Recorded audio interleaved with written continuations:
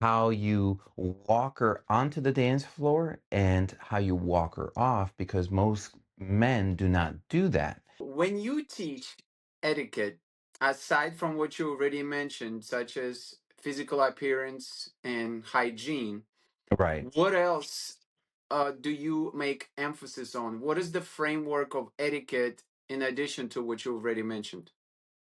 So the framework is how, first of all, how you appear and how you disappear. This is my formula, right? How you come into the to the dance event and how you leave, right? Maybe you come all nice and then you leave like a sweaty mess with the same shirt. Then that doesn't look good either. I wouldn't advise you to come drunk or leave drunk. Well, I don't smoke. I don't drink. I don't see that as a problem, but that doesn't mean that everybody does the same thing that I do. So maybe you minimize it, right? If you like to drink, you have one or two, but don't get drunk. And that to me is being present. It's all about being present. How are you being present?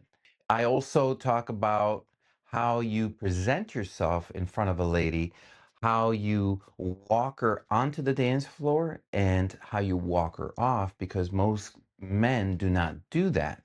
They leave her on the dance floor and they just go to their next uh, I call it dance victim, right? Because you're going to do that.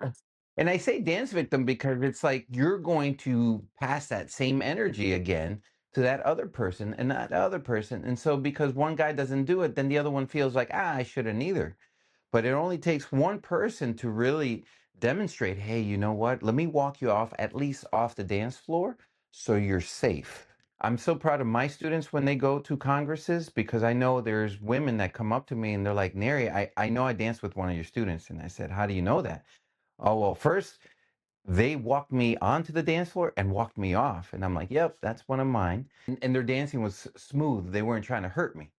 And that's the other type of etiquette is like, are we dancing with ego or are you dancing for your partner as well? So